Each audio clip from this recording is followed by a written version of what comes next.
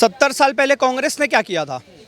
पर ये मुस्लिम law board खोल दिया, वक्फ बोर्ड खोल दिया, उसके बाद माइनॉरिटी को अधिकार दे दिया। ये सब क्या था? ये सब हिंदू मुस्लिम नहीं था।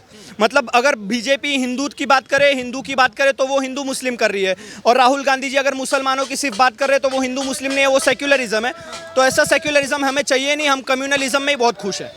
हाँ, हिंदू मुस्लिम से अगर देश का विकास हो रहा है, अगर इतना ही हिंदू मुस्लिम होता तो भारत 10वें नंबर से 5वें नंबर की अर्थव्यवस्था बनता क्या? लगभग $3.75 ट्रिलियन की इकोनॉमी भारत बन गया है। ये होता क्या? वर्ल्ड बैंक बोल रहा है कि भारत में रिसेशन के चांसेस 0 है। अगर इतना ही हिंदू मुस्लिम करता तो ऐसा मुमकिन होता? विश्व के सबसे बड़े देश आप देख लो, यूके हो गया, जर्मनी हो गया, यूएस हो गया, ये सब लगभग रिसेशन में जाने के कगार पे पहुंच गए। तो ये सब क्या है फिर? ये सब क्या है? हमें यूके दुहाई देता था जो डेमोक्रेसी की, आज तक वो खुद सेक्युलर नहीं है। क्रिश्चियन मेजोरिटी कंट्री है, उन्होंने खुद को बता रखा है Christian country. Pakistan Islamic state है, तो सिर्फ और सिर्फ सेक्युलरिज्म का चूरन हम हिंदुओं ने ही खा रखा है क्या? भारत ने खा रखा है। इसीलिए मैं बोल रहा हूँ, भारत की जनता आजकल पढ़ी लिखी शिक्षित हो गई है, वो सब इनका जो दोहरा चरित्र है वो सब जान रही है। यही मोहब्बत की दुकान 25 साल पहले फ्रांस ने भी खोला था, और उस मोहब्बत में उन्होंने सेक्युलरिज्म, भाईचारा, यही सब बेच रहे थे। आज देखो फ्रांस कहाँ पहुँच गया है।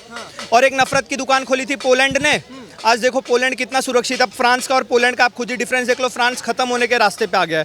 यही लगभग थोड़े दिन पहले मोहब्बत की दुकान हमारे कश्मीर में भी खुली थी, क्या हो गया? वहाँ से सेक्युलरिज्म साफ हो गया। यही मोहब्बत की दुकान स्वीडन ने खोली, स्विट्जरलैंड ने खोली, नॉर्वे ने खोली, सबने मोहब्बत की दुकान खोली। लास्ट में सबको क्या रिजल्ट मिला? वही जिहाद, वही जिहाद, वही जिहाद।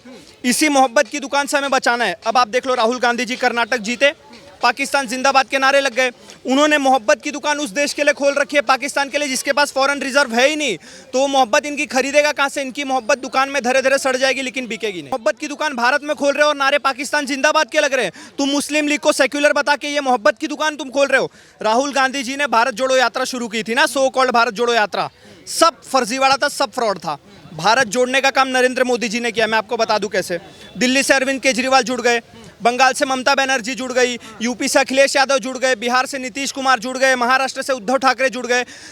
असली दुश्मनों को जोड़ने का काम तो मोदी जी ने किया है। तो इस हिसाब से तो मोहब्बत की दुकान मोदी जी ने खोली है ना, भारत तो मोदी जी ने जोड़ा है। इनका सिर्फ और सिर्फ फर्जीवाड़ा है। विदेश में जाके, देश में जहाँ भी इनको मौका मिलता है, सिर्फ और सिर्फ भारत को और हिंदुत्व को बदनाम करने का काम करते हैं। इसके अलावा कांग्रेस को कुछ आता ही नहीं है। अगर राहुल गांधी युवा है तो हम तो अभी लगता है हम नन्हे मुन्ने बच्चा होंगे। युवा नहीं है, वो बूढ़ा एक नेता है, ठीक है। बिहार में 2 दल है, एगो है लालटेन, एगो है कमल, ठीक है। नीतीश कुमार का खुद कोई ठिकाना नहीं, कभी लालटेन पकड़ के झूल लेता है, कभी कमल पे बैठ के तैर लेता है, ठीक है। तो वो नेतृत्व किया है। अभी एनसीपी से टूटा है तो बोल रहे हैं कि आप लोग बीजेपी जितना वॉशिंग पाउडर में धुलवा देता है भ्रष्टाचारी को। तो हम ये कहना चाहते हैं कि जितना आपके पार्टी में भ्रष्टाचारी है ना, राहुल गांधी को भी कहना चाहते हैं, केजरीवाल को भी, आप एक लिस्ट तैयार कीजिए, बोलिए कि हाँ ये भ्रष्टाचारी है, उनको बीजेपी लेगा, बढ़िया से वॉशिंग मशीन में नहवाएगा, पूरा वॉशिंग पाउडर लगा के नहाएगा, फिर आपको सौंप देगा। आप लिस्ट तो जारी कीजिए। मतलब जो बीजेपी में जाता है वो तुरंत धुलवा जाता है, और जो पहले रहता है वो भ्रष्टाचारी रहता है। तो आप लिस्ट जारी कीजिए, हम लोग नवाने का काम करेंगे उसको। ये महाठगबंधन सारे चोरी इकट्ठा हो रहे हैं, इनका काम कुछ है नहीं। ये भ्रम फैला रहे पब्लिक में।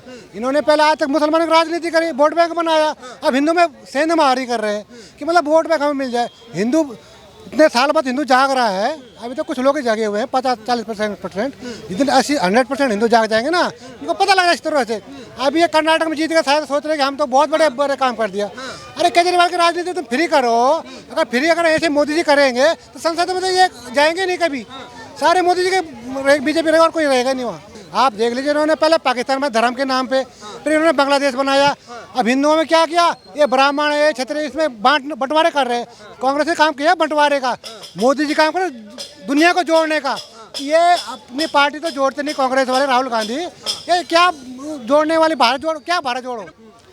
तो भाई विपक्ष की बात अलग है। विपक्ष ने भाई पूरे जिंदगी 70 साल से आतंकवादी, माफिया, गुंडा ही पालने का काम किया है। आज उसकी भरपाई कर रहे हैं ये लोग। देखो बात ये है, अगर कांग्रेस पार्टी अगर बहुत मजबूत पार्टी होते, अगर जैसे 70 साल से बोले हम बहुत काम किए हैं, तो उसकी पॉपुलैरिटी जो बहुत ज़्यादा होता। आज इनको 3000 रुपये, ये नहीं बोलते हैं पता, 3000 रुपये महिला खाता में डालूंगा, 2000 रुपये उनके बेरोजगार खाता में डालूंगा, हमारा सरकार आ जाएगा तो हम सिलेंडर ये दूंगा, नहीं समझे। ये लालच केजरीवाल वाला दे रहे हैं। केजरीवाल वाला लालच दे के चुनाव जीतना किसी की भी बस की बात हो गई है। अभी मान लो केंद्र में सरकार है, अभी बोल देगा मैं पेट्रोल 20 रुपये करूँ तभी जीत जाएगी सरकार। जीतेगा नहीं जीतेगा। अगर कांग्रेस पार्टी अगर मजबूत होता तो आज गिराने नहीं पड़ता, वोट के भीखने मांगने पड़ता। आज ममता बनर्जी बोला बंगाल मत आना तब आपको समर्थन करूंगा, यूपी के अखिलेश यादव बोला वहाँ यूपी मत आना तब समर्थन करूंगा, केजरीवाल वाला दिल्ली में मत आना तब समर्थन को। ये राहुल गांधी चुनाव कहाँ से लड़ेगा भाई साहब, आपसे पूछो चुनाव कहाँ से लड़ेगा।